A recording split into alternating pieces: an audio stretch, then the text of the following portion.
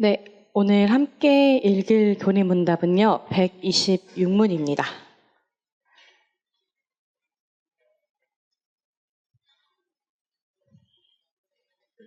네, 제가 문을 읽고 답을 그대로 읽도록 하겠습니다. 주기도문에서 다섯째 간구, 우리가 우리에게 죄 지은 자를 사하여 준 것 같이 우리 죄를 사하여 주시옵고는 무엇을 뜻합니까? 그리스도의 피로 말미암아 하나님이 우리의 모든 허물과 우리에게 여전히 언제나 붙어있는 악을 불쌍한 죄인들인 우리에게 돌리지 마시기를 간구하는 것입니다. 그리고 하나님의 은혜의 증거를 우리 안에서 발견하는 것과 마찬가지로 우리도 우리의 이웃을 진심으로 용서하기를 구하는 것입니다. 네, 함께 읽을 성경 말씀은 마태복음 6장 12절에서 15절입니다. 성경이 있으신 분들은 찾아보시면 좋겠습니다. 마태복음 6장 12절에서 15절입니다. 제가 읽도록 할게요. 우리가 우리에게 죄 지은 자를 사하여 준 것 같이 우리 죄를 사하여 주시옵고 우리를 시험에 들게 하지 마시옵고 다만 악에서 구하시옵소서. 나라와 권세와 영광이 아버지께 영원히 있사옵나이다. 아멘. 너희가 사람의 잘못을 용서하면 너희 하늘 아버지께서도 너희 잘못을 용서하시려니와 너희가 사람의 잘못을 용서하지 아니하면 너희 아버지께서도 너희 잘못을 용서하지 아니하시리라. 아멘. 여러분에게 먼저 제가 용서 설교를 하기에 앞서 용서를 좀 구하려고 합니다. 뭐였냐면 제가 딱 설교문을 딱 읽고 완성하고 읽고 있는데 큰일 났다 라는 생각이 딱 들었어요. 왜냐하면 제가 이 용서에 대해서 너무 쉽게 말하고 있더라고요. 물론 성경과 교리문답에 따라서 이야기를 하겠지만 되게 제가 이 용서를 뭔가 너무 가볍게 말한다라는 생각을 좀 받았습니다. 최근에 한 자매랑 만나서 이야기를 했었는데요. 이 자매가 자기에게 잘못한 사람을 용서해주고 싶다라는 말을 하는 거예요. 그래서 그게 무슨 말이야? 그랬더니 이 자매는 그 사람으로 인해서 너무 깊은 골짜기의 시간을 보내야 했고 고통스러운 시간들을 보내야 할만 했거든요. 근데 자기가 그 시간 동안 하나님을 만났으니까 이제 그 사람을 용서해주고 싶다고 하는 거예요. 그러면서 그가 그리스도를 알고 자신의 죄를 깨닫고 새로운 삶을 살기를 바란다는 말을 딱 하더라고요. 그래서 이 자매를 보면서 이제 저에게도 있었던 일들이 떠올랐고 또 하나님께서 어떻게 이 사람의 마음을 만져주셨을까? 어떻게 이게 가능하지? 라는 생각이 좀 들게 됐습니다. 이 용서라는 게 우리는 크고 작은 용서가 있지만 특히 누군가에게는 정말 씻을 수 없고 용서하기 힘든 사람들이 있습니다. 우리 모두에게는요. 그래서 오늘 드리는 같이 보는 이 말씀이 여러분의 그런 힘든 마음이나 고통스러운 상황을 가볍게 보는 것이 아니고 단순하게 용서하세요. 여러분이 먼저 용서받았으니까 용서하세요. 사실 이 한마디면 설교는 끝나는데 그런 의미가 아니라는 것을 좀 그런 의도가 아니라는 것을 좀 먼저 알아주셨으면 합니다. 왜냐하면 저도 어릴 때부터 이 주기도문을 외우면서 우리가 우리에게 죄 지은 자를 사하여 준 것 같이 우리 죄를 사하여 주시옵고라는 이 문장이 저에게는 되게 당황스러웠어요. 그러니까 뭐냐면 도대체 첫 번째는 도대체 무슨 말인지를 모르겠는 거예요. 어쨌든 죄를 사한다니까 용서를 하라는 것 같기는 한데 이게 도대체 무슨 말일까라는 생각을 오랫동안 했었다가 이제 좀 주기도문에 대해서 배우면서 이게 내가 이 사람을 이만큼 용서했으니까 이 분량만큼 그 분량만큼 나를 용서해달라는 의미가 아니었구나를 좀 깨닫게 됐습니다. 그러니까 만약에 민영이가 저한테 이제 저희도 막 이런 갈등들이 있곤 하는데 저에게 이제 뭐 한 번 잘못을 했으면 제가 민영이가 나한테 한 번 잘못했으니까 다음에 내가 한 번 용서해줘야지 하면서 용서해주는 그런 분량의 의미가 아니었다는 거죠. 우리가 다른 사람을 용서하는 그 행위처럼 하나님께서도 우리의 죄를 용서해 주시기를 구하는 그런 기도였습니다. 그리고 이 기도는요, 우리의 죄를 용서해달라는, 그러니까 하나님 앞에서 우리의 죄를 용서를 구하는 것이기도 하지만, 우리가 다른 사람의 죄 역시 용서해야 한다는 점을 전제로 하고 있습니다. 이 간구의 키워드는요, 사실 관계예요. 그러니까 이 죄의 용서를 원하는 이 기도는요, 하나님과의 관계뿐만이 아니라 다른 사람과의 관계를 아우르고 있습니다. 이 부분이 설교를 준비하는 내내 너무 어려웠어요. 저에게도 이번 한 주간은 용서를 구해야 하는 일들도 있었고 또 용서를 받아야 하는 일들도 있었는데, 뿐만 아니라 아까 그 자매의 이야기처럼 누군가에게는 받아들이기 힘들 정도의 큰 상실이나 고통이, 아픔이 있었을 수도 있는데, 우리의 인생의 모습이 너무나도 다양한데 이 용서라는 것을 관계 안으로 끌어와서 풀어내기가 참 어렵다라는 생각이 들었습니다. 하지만 교리문답에 따라서 좀 이야기를 해보자면, 우리는요, 소중한 사람을 잃지 않기 위해서는요, 용서를 베풀 수 있어야 돼요. 그리고 용서를 받을 수도 있어야 합니다. 매년 싸우는 친척들을 다시 보기 위해서라도, 그리고 교회 안에서도 계속 갈등이 일어나서 티격태격하고 너무 밉지만 잘 지내고 싶다면 우리는 용서를 배워야만 합니다. 그리고 직장에서도 계속 정말 보기 힘든 사람들이랑 마주해서 일을 해야 한다면요, 또 용서가 너무 필요해요. 그래서 우리는 하이델베르크 교리문답 126문에 따라서 우리에게서 이 떨어지지 않는 죄와 악이 얼마나 심한지를 보게 될 거고요. 그러나 우리 안에는 은혜의 증거가 있다는 사실 또한 볼 겁니다. 그리고 세 번째로, 이 은혜의 증거로 말미암아 우리가 이웃과의 관계에 있어서도 용서가 필요하다는 것도 볼 거예요. 제가 용서를 구한다는 건 뭐냐면, 아마 가장 제가 말을 잘하는 편은 아닌데 두서없는 설교가 될까봐 가장 좀 두렵지만요, 여러분 저를 용서해 주시고 한번 잘 따라와 주셨으면 합니다. 마태복음 6장 12절에서 예수님께서는 제자들에게 이렇게 말씀하십니다. 우리가 우리에게 죄 지은 자를 사하여 준 것 같이 우리 죄를 사하여 주시옵고 라고 기도하라고요. 본문에서 말하는 이 죄는요, 계속 여러 가지 낱말로 좀 해석이 되어 왔습니다. 그런데 오늘 이 6장 12절이 쓰여진 성경 그 기록된 문자를 보면요, 여기서의 죄는 사실 라이트 말고요, 채무 할 때 빚을 의미합니다. 그러니까 이 헬라어 원문을 그대로 보자면, 우리가 우리에게 빚진 자를 탕감하여 준 것 같이 우리의 빚도 탕감하여 주시옵고 라는 뜻입니다. 그러니까 우리가 하나님께 빚을 졌는데요, 이 빚을 탕감해 달라는 거죠. 왜냐하면 이 빚을 갚지 못할 때 우리에게 닥치는 벌은 바로 죽음이거든요. 사실 한 2주 전에 우리는 매일 하루를 살아가기 위해서 하나님께서 베풀어 주시는 은혜, 일용할 양식을 구해야 한다고 배웠습니다. 그런데 이제 오늘 우리는요, 우리가 이 빚을 갚지 못했을 때 우리가 받게 될 죽음, 우리가 죽지 않기 위해서는 용서를 구해야 한다는 걸 배우고 있어요. 몸을 위해서는 양식이 필요했지만 우리의 영혼을 위해서는 하나님께서 허락하시는 죄사함, 용서가 필요하다고 말하고 있습니다. 그런데 우리가 도대체 언제 하나님께 빚을 졌나요? 우리가 빚을 졌다는 표현을 쓸 때 흔히 돈과 관련해서 이런 표현을 쓸 때가 많죠. 너 나한테 얼마 빚졌잖아? 약간 이런 식으로요.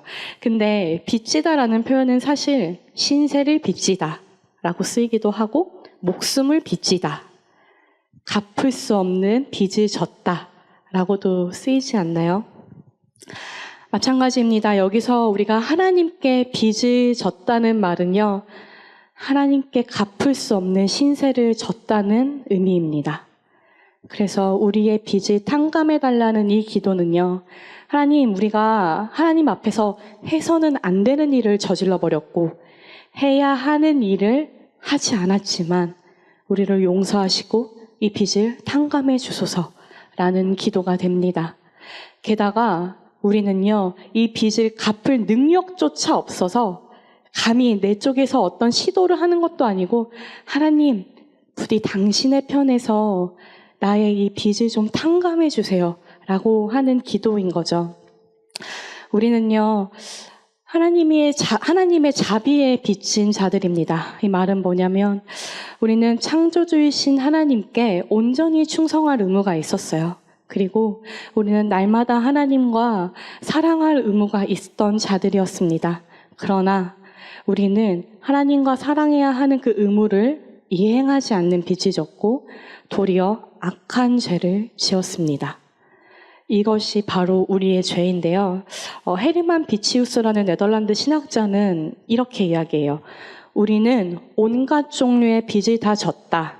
원죄, 전가된 죄, 타고난 죄, 자범죄, 과실과 태만의 죄, 무지의 죄, 의지박약의 죄, 계획적인 악함 등 헤아릴 수 없는 무수한 빚을 졌다. 이처럼 우리는 하나님께 갚을 수 없는 빚을 진 자들입니다. 그런데 이런 말을 들으면 우리 안에 늘 불쑥불쑥 이런 질문들이 올라와요.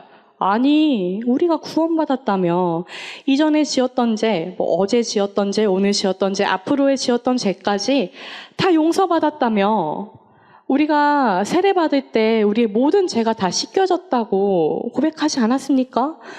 근데 우리는 새 사람으로 여겨지고 이제 의롭다고 여겨지는데 왜 우리가 계속 용서를 구해야 합니까? 사실 이 질문에는 정말 우리가 사랑하는 그 칭의의 교리가 아주 잘 담겨져 있습니다. 그러니까 하나님께서 우리의 죄를 사하시고 우리를 의롭다 여기시기 위해서 당신의 사랑하는 아들 예수 그리스도를 이 땅에 보내셨고, 그로 하여금 우리의 모든 죄와 허물을 십자가에 못 박아 죽게 하셨다는 거예요. 그래서 그 예수님께서 십자가에 이루시는 의로움이 나에게도 전가가 돼서 나는 예수님을 믿는 믿음으로 이제 예수님과 연합하고 의롭다 여겨짐을 받았다 라는 이 아름다운 신학이 우리의 마치 변명거리가 됩니다. 그러나 우리가 의롭다고 여김을 받는 것도 사실이지만 한편으로 동시에 우리는 실제로 정말 죄를 짓습니다. 매일매일 매 순간요. 저도 양심에 손을 얹고 죄를 짓고 왔어요. 늘 죄를 짓습니다. 앞으로도 지을 거고 여전히 죄를 지을 것 같아요. 이런 제 모습이 너무 싫지만요, 제 안에는 솔직히 말해서 진짜 이기적인 마음과 자기중심적인 생각들로 가득 찰 때가 너무 많아요. 그래서 내 이 마음과 행동과 생각들이 하나님을 기쁘게 하지 못한다는 것도 알아요. 죄책감을 느끼고 괴로울 때가 너무 많습니다. 혹시 저만 이런가요? 저만 죄인인가요? 네, 제가 구체적인 죄를 아뢰 수는 없지만 제가 거울로 저를 봤을 때는 제가 지은 죄가 너무 많거든요. 그런데 이 죄가 하나님과 우리 사이를 멀게 만든다는 거예요. 우리 주기도문의 첫 번째 문장 아시나요? 하늘에 계신 우리 아버지요. 예수님께서 가르쳐 주신 이 기도는 자녀가 아버지에게 드리는 기도거든요. 하늘에 계신 우리 아버지 하고 부르는 기도로 시작돼요. 그런데 자녀가 여기서 하나님 아버지, 나의 죄를 용서해 주세요 라고 기도하는 건 그가 나를 용서하지 않았기 때문이 아니라 사실은 관계의 회복을 위한 기도이기 때문에 그렇습니다.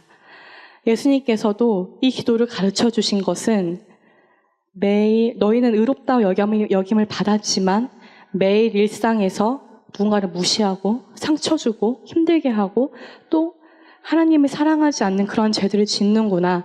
이 죄는 너를 가장 사랑하는 나 아버지의 마음을 아프게 한단다. 그러니 내게와 용서를 구하렴. 관계의 회복을 구하렴. 이런 기도거든요. 사실 오늘 아침에도 저는 제가 최근에 이제 기력이 너무 없다고 엄마한테 이제 좀 찡찡거렸더니 어머니께서 도가니탕을 좀 끓여주셨어요. 근데 사실 제가 어젯밤에 일정을 되게 늦게 마치고 들어가느라 한 밤 11시에야 저녁을 먹었거든요.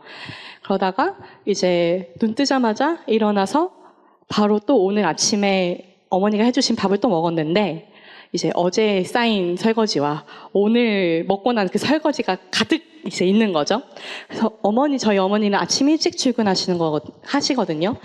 근데 이제 제가 아침부터 일찍 병원에 가야 해서 빨리 나가야 하는데, 이 설거지들을 보며, 이거 내가 지금 안 하면 엄마한테 또 한 소리 들을 텐데, 아니면 엄마가 와서 또 할 텐데, 아니면 내가 와서 또 할 텐데, 막 이런 고민이 들다가 일단 하고 나왔어요. 일단 하고 나왔죠. 왜냐하면 사실 저희 엄마가 예전에부터 저한테 이제 부탁하셨던 말씀이 제가 되게 말을 안 듣는 딸이었는데 엄마가 로라야 먹은 건 좀 제발 치워라 이렇게 말씀을 좀 하셨었거든요.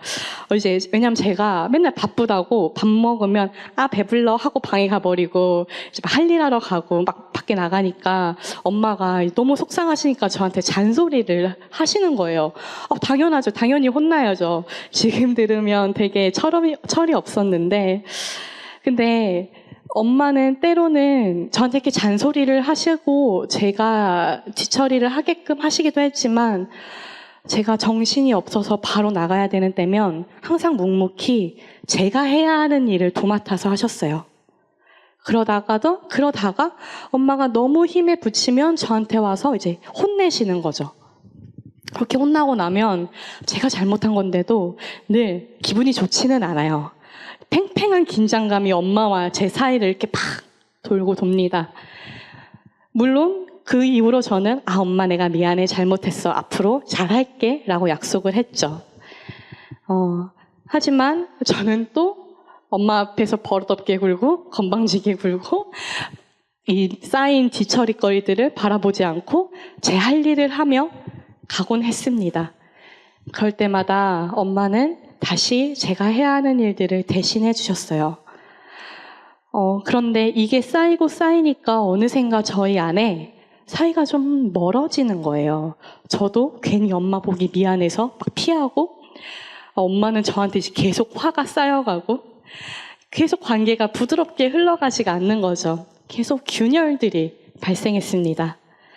하지만 이런 관계를 계속 냅두면 안 되기 때문에 제가 이제 또 딸이고 잘못을 했으니까 엄마 미안해 내가 잘못했어 하고 용서를 구하고 사과를 하면 엄마는 네가 잘못한 거 다 괜찮아 라고 언제나 저를 받아주셨어요. 언제나 저를 용서해 주시고 관계가 회복됐습니다. 하나님 아버지와 자녀인 우리의 관계도 그렇더라고요. 하나님은요 우리를 자신의 명령에 반드시 굴복해서 순종하도록 대하는 그런 폭압적인 분이 아니셨습니다. 늘 그 자리에 계시고 우리를 기다리시고 하나님께서 하실 일들을 하는 분이셨죠. 그렇기 때문에 제가 엄마와 사이에서 잘못을 하고 죄를 저지르고 엄마를 외면할 때 우리 관계가 멀어졌던 것처럼 우리 역시 우리가 하나님 앞에 죄를 짓고 잘못을 저지르고 하나님을 자꾸만 외면하려고 할 때 우리 역시 하나님과 관계가 멀어질 수 있다는 점을 반드시 기억해야 합니다. 아니요, 사실 정말 우리는 하나님을 향한 눈을 감아버리고 외면을 해버려요. 하나님이 마치 없는 것처럼 무시해버리는 것에 익숙해지죠. 우리는 그때 하나님과의 관계 회복을 위해서 그분께 달려나와 용서를 구해야 합니다.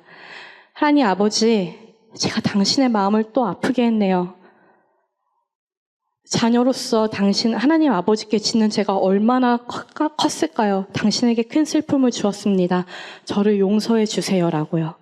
그런데 놀랍게도 이렇게 우리가 달려가면요. 그분은 미쁘시고 의로우신 분이셔서 우리의 죄를 사해 주시고 우리를 모든 불의에서 깨끗게 하시는 분이십니다. 하나님은요, 언제나 용서를 구하는 우리를 반드시 외면하지 않고 용서해 주시는 분이세요. 죄로 인해서 상하고 뉘우치는 마음을 한 번도 거절하지 않으시고 기꺼이 받아주시는 분입니다. 그는 오히려 우리가 용서를 구하고 나아올 때 우리와의 관계의 회복을 기뻐하시는 분이세요. 네, 우리가 복음 안에서 이렇게 하나님과 관계의 회복을 이룰 수 있다는 것, 죄의 용서를 구했을 때 그가 기꺼이 받아주시는 수 있는 그 증거는요, 바로 예수 그리스도의 보혈 덕분입니다. 우리는 아까도 이야기했지만 그리스도 안에서 의롭다 여겨짐을 받게 되었죠. 그리고 그리스도 안에서 우리는 하나님을 아버지로 모시고 그의 자녀가 될 수 있었어요. 우리가 받은 이 은혜의 증거는 우리의 죄를 용서하기 위한 그리스도의 보혈뿐이었습니다. 우리가 용서를 구한다는 그런 행위 자체에 우리가 은혜를 받는 게 아니고요. 오로지 그리스도 덕분에, 그리스도로 인하여 우리가 하나님의 그 우리를 용서하시는 은혜를 받을 수 있는 거죠. 우리가 하나님께 받은 용서는 이러합니다. 제가 토마스 왓슨이 했던 말을 읽어드릴게요. 우리가 하나님께 받은 용서는요, 첫째로 중심으로부터 진실한 용서입니다.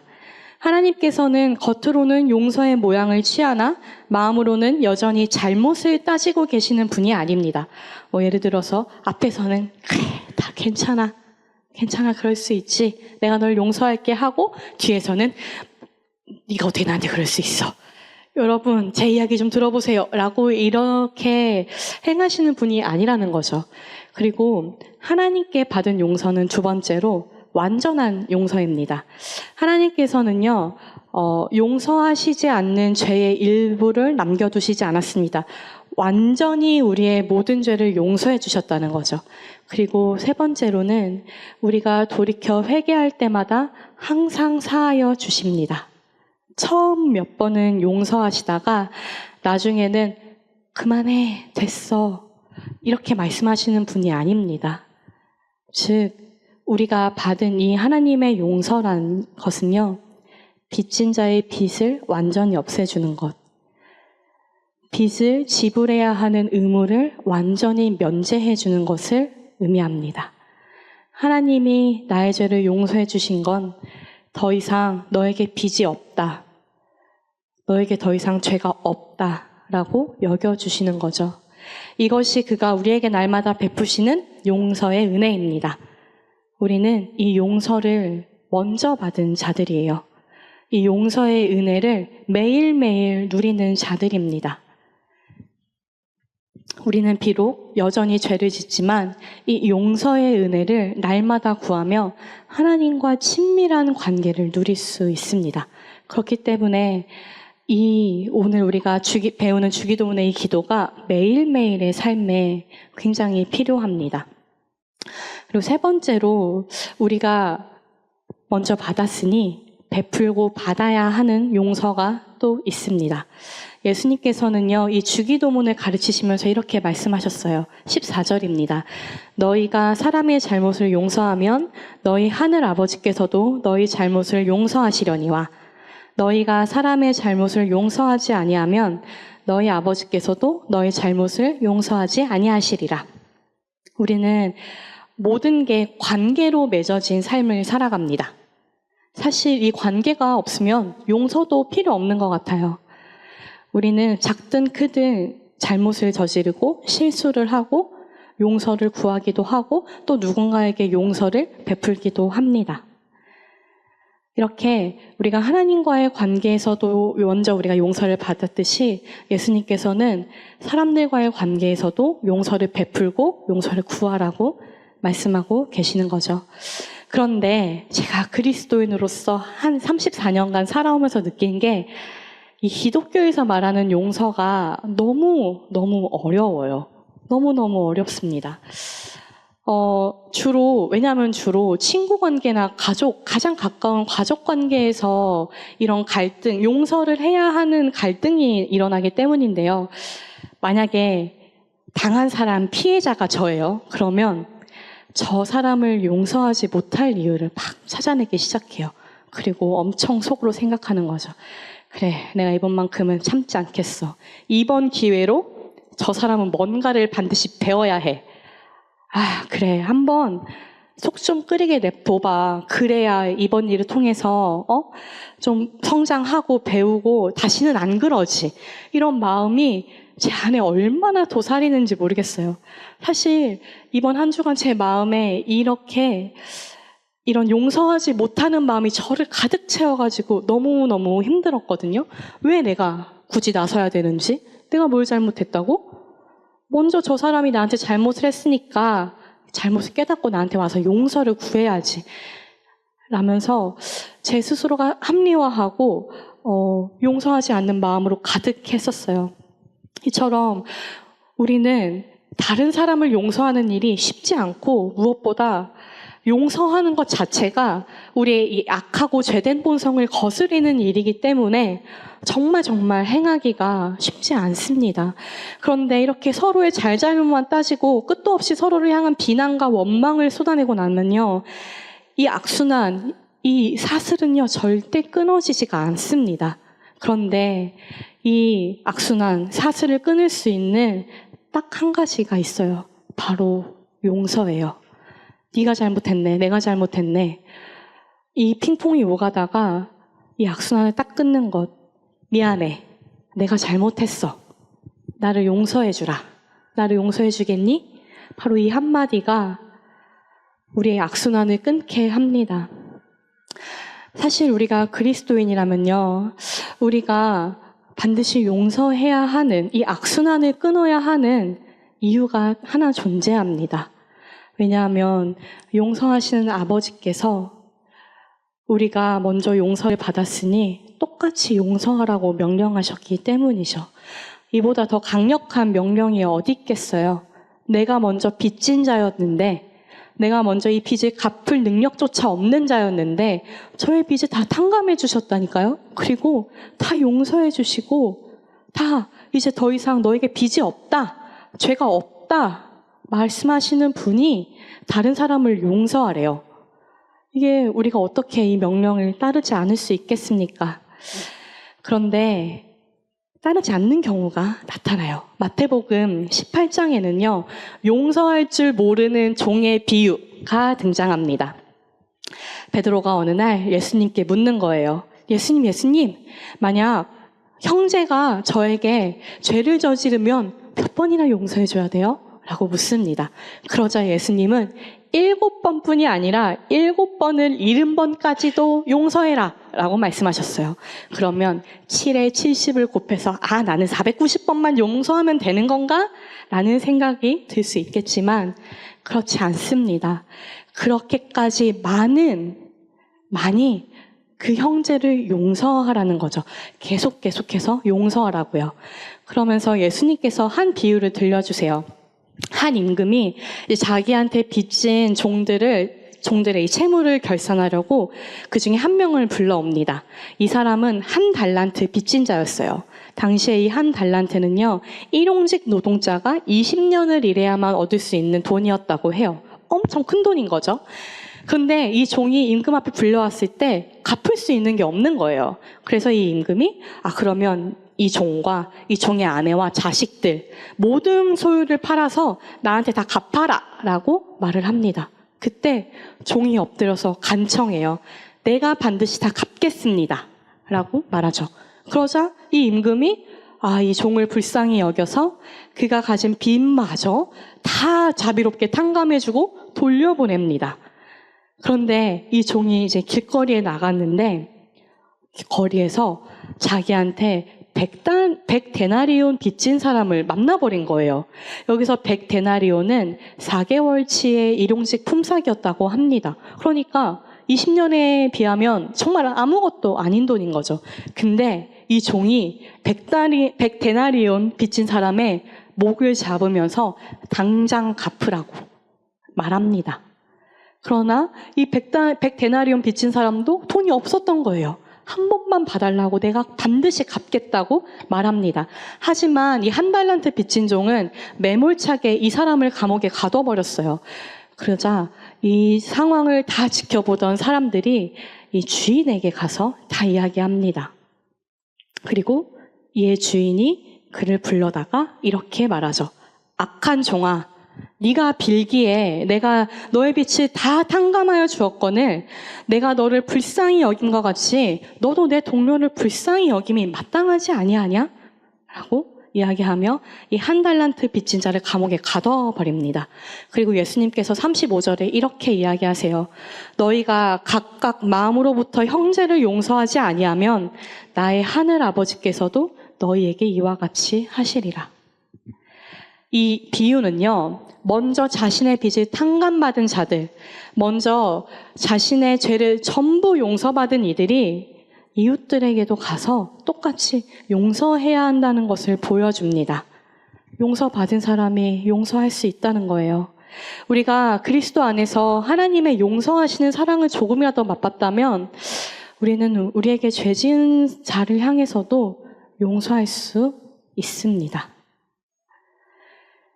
만약 여러분이 누군가를 용서한 적이 없다면, 아니면 누군가를 용서하기가 너무 쉽지가 않다면 내가 정말로 어떤 용서를 경험했는지 한번 점검해 보는 것도 좋습니다. 용서하지 않는 사람은 자신의 용서도 받지 못할 것이기 때문입니다. 그런데 이제 여기까지 이야기를 하다가 제가 마음에 하나 툭 뭔가 튀어오르기 시작했어요. 용서는 앞서 이야기했듯이 하나님과의 관계를 회복하는 일입니다. 우리가 하나님께 우리의 죄를 회개하고 용서를 구하면 그는 기꺼이 우리의 죄를 용서하시고 우리와의 관계를 회복시키시죠. 그런데 어떤 깨어진 관계는 용서조차 힘들다는 생각이 제 마음을 툭 치고 들어왔어요. 왜냐하면 용서는 굉장한 의지가 필요한 일이거든요. 그리고 이 용서는 한 번에 끝나는 일이 아닙니다. 용서는 과정이에요. 자꾸 제 이야기를 해서 죄송하지만 제 이야기만큼 가장 이 앞에서 꺼내는 게 쉬운 일은 없어요. 저 역시도 이제 1년 전에 정말 큰 용서를 해야 하는 순간이 다가왔습니다. 사실 여러분, 용서는요, 상대의 진정한 뉘우침이 없이는 회복될 수 없는 일이거든요. 근데 저는 뭔가 제 안에 자유함, 그리고 내가 그리스도께 먼저 은혜를 받았고 용서를 받았으니 상대를 용서하고 싶은 마음이 되게 많이 커졌었어요. 그래서 이제 저한테 정말 큰 잘못을 저질렀던 사람과 만나서 용서를 제 쪽에서 먼저 베풀기로 시도를 했습니다. 하지만 그 용서가 물론 용서할게라고 말을 했고 상대도 고맙다라는 말은 했지만 한순간에 이루어지지 않더라고요. 사실 이 시간까지 오는데 정말 오랜 시간이 필요했거든요. 널 용서할게, 이 한마디가 정말 오랜 시간이 필요했는데요. 이 한마디로 끝나지 않는 거예요. 그때 제럴드 시처라는 목사님께서 이런 말씀을 하신 책을 봤습니다. 용서는 한 번의 행위가 아니다. 영혼에서 벌어지는 계속적인 움직임이다. 어쩌면 평생 동안 지속되는 과정일 수도 있다. 라고요. 내가 누군가를 크게 용서하는 일도 정말 쉽지가 않았고, 작게 사소하게 일어나는 갈등에서도 내 자존심을 굽히고 용서를 구하는 게 쉽지 않았는데, 이 용서에 대한 설교를 다 쓰고 성경과 교리문답에 있는 말을 전하지만 내가 너무 이 상처와 상실, 고통에 대해서 되게 냉소적으로 전하는 것은 아닐까라는 생각이 들었습니다. 혹시 여러분 중에는 도저히 그 사람은 용서할 수 없어라는 일들이 있을 수도 있습니다. 그때 제가 그래서 직접 책을 갖고 왔어요. 제럴드 시처 목사님께서 하신 말씀이 여러분에게 도움이 되셨으면 합니다. 우리는 정말 교리문답이나 성경의 이야기대로 먼저 용서받은 자들로서 다른 이들에게 용서를 구하고 긍휼을 구할 수 있어야 합니다. 하지만 제럴드 시처 목사님은 또 이렇게 이야기해요. 나는 우리가 먼저 하나님을 신뢰하지 않으면서 우리에게 잘못한 자를 용서할 수 없다고 생각한다. 믿음이 있을 때 우리는 하나님의 주권이라는 측면에서 우리에게 가해진 행악과 마주할 수 있다. 사실 이 제럴드 시처 목사님은 미국의 목사님이신데 원주민 사역을 하고 돌아가시던 길에 그 맞은편에서 오는 원주민 차량에 치이는 교통사고를 당하십니다. 그리고 그 사고로 사랑하는 아내와 딸을 잃었어요. 목사님의 말을 계속 읽어드릴게요. 나도 용서하고 싶지 않다는 유혹을 받은 적이 있지만, 앞으로도 그럴 가능성이 있지만, 용서하지 못하는 마음이 이겨내기 어려운 것은 아니었다. 나는 하나님께서 어떤 식으로든 다스리고 계신다고 믿었다. 내가 도움을 청하기 위해 누군가에게 고개를 돌렸다면 그분은 하나님이셨다. 그리고 누군가에게 비난을 쏟아냈다면 그분 역시 하나님이셨다. 그분이 통치하신다는 믿음이 내게 있다고 해서 그 사실이 내게 언제나 위로가 되지는 않았다. 그러나 나는 그런 믿음 때문에라도 심한 행악을 저지른 사람들이 아니라 하나님께 더 많은 관심을 두었다. 하나님께서 다스리심으로 나의 처지가 힘든 것도 그분이 책임지셔야 할 문제였다. 나는 그분을 전적으로 신뢰했다. 또한 그분과 입씨름을 벌이기도 했다. 어떤 경우든 하나님께서 중심 역할을 맡으셨다.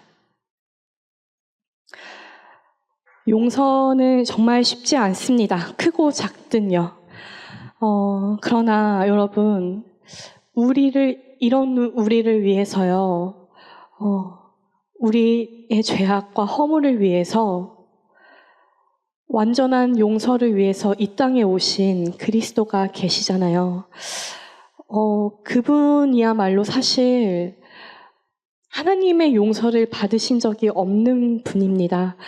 오히려 십자가에서 우리의 죄와 허물을 다 지고 계셨을 때, 돌아가실 때 하나님이여 하나님이여 어찌하여 나를 버리셨나이까라며 하나님을 향하여 사랑하는 아버지 하나님과 관계가 끊어지는 일말의 자비와 용서를 받지 못하고 죽으신 분 그리스도가 계십니다. 그분은 자신의 죄를 용서해달라고 간구하실 필요도 없는데 우리의 죄와 허물 때문에 십자가에 못 박혀 죽으시고 하나님과의 관계가 단절되는 그 끔찍한 벌을 받으셨죠. 우리 대신해서요. 그때 여기까지 왔을 때 제가 기독교가 좀 유별난 특징이 하나 있다라는 생각이 들었습니다. 왜냐하면 제가 말씀 두 구절을 읽어드릴게요. 에베소서 4장 32절입니다.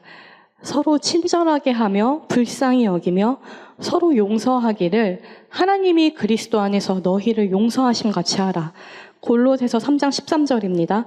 누가 누구에게 불만이 있거든 서로 용납하여 피처 용서하되 주께서 너희를 용서하신 것 같이 너희도 그리하고. 여기서 유별난 특징이 뭐였냐면 굉장히 서로 용서하라. 늘 형제를 어떻게 대우라 하라는 말이 계속 나오는 거예요. 그리고 그때 말씀 한 구절이 또 생각이 났습니다. 고린도후서 6장 10절인데요. 근심하는 자 같으나 항상 기뻐하고 가난한 자 같으나 많은 사람을 부유하게 하고 아무것도 없는 자 같으나 모든 것을 가진 자로다. 아니 여러분, 가난하면 어떻게 나한테 더 신경을 쓰고 나한테 더 몰입을 해서 돈을 어떻게 벌 생각을 하고 현실적으로 이 가난을 타파할 생각을 하지 많은 사람을 부유하게 합니까? 왜 언제나 서로 용서하고 내가 이 가까이 있는 형제를 부유하게 하고 내가 가난함에도 불구하고 왜 이렇게 우리는 공동체를 중요시하는 걸까요?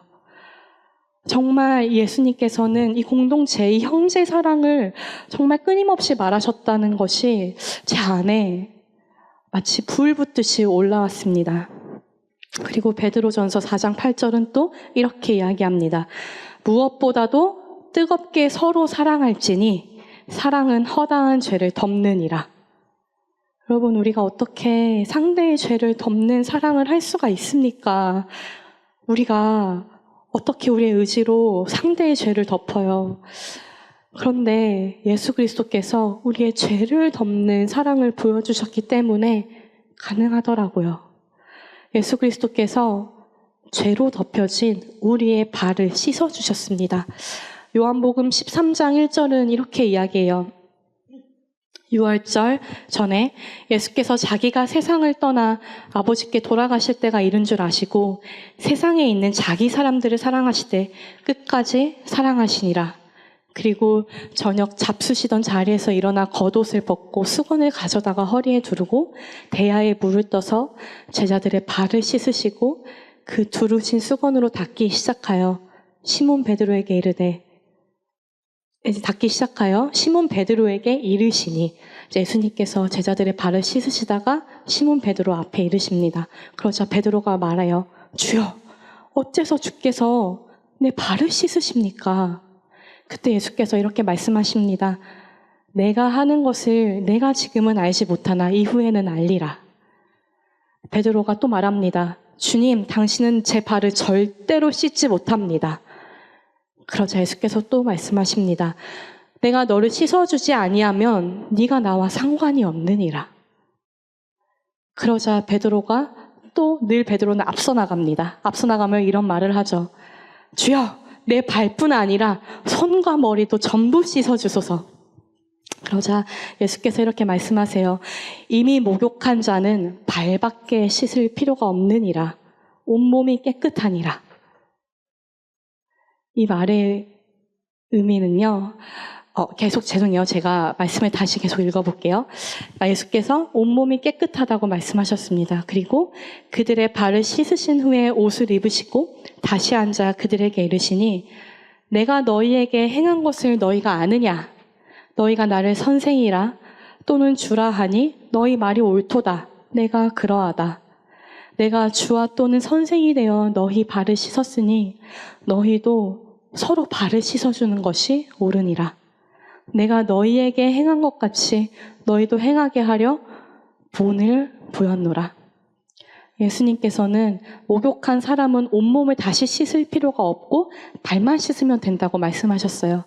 이 말은요, 이미 우리는 믿음으로 구원받았고 의롭다 여겨졌으므로 온몸을 다시 씻는 행위를 할 필요가 없다는 것이었습니다. 그런데 구원받고 의롭다 여김을 받았으나 하루가 멀다 하고 늘 죄를 지으며 우리는 우리의 발을 더럽히는 거죠. 우리는 죄로 향하는 우리의 이 발을 씻어주어야만 했습니다. 예수님께서는 이 모든 걸 다 아시고 제자들의 발을 씻기셨고 너희의 죄를 내가 씻어주노니 너희도 너희의 발을 서로 씻어주고 용서하라. 너희야 제발 내 사랑하는 제자들아 서로 사랑하고 서로 용서하라 라는 거였죠.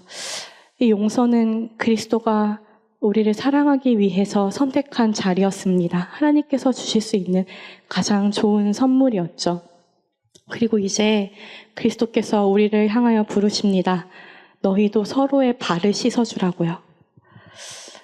만일 내가 용서를 받아야 하는 입장이라면, 누군가 나에게 잘못을 했다면 여러분에게 터덜터덜 걸어오며 용서를 구하는 사람을 외면하지 말으셨으면 합니다. 혹은 내가 용서를 구해야 하는 입장이라면 이 관계의 회복, 이 사람과의 회복, 그리고 하나님과의 관계의 회복을 위해서 여러분 사랑으로 용서를 선택하셨으면 합니다. 우리 믿음으로 구원받고 이 용서의 은혜를 누리는 하나님의 자녀답게 하나님께 용서의 은혜를 구하며 사랑을 선택하는 자리로 가게 해달라고, 내가 내 이웃의 발을 씻기게 해달라고 그렇게 기도하셨으면 좋겠습니다.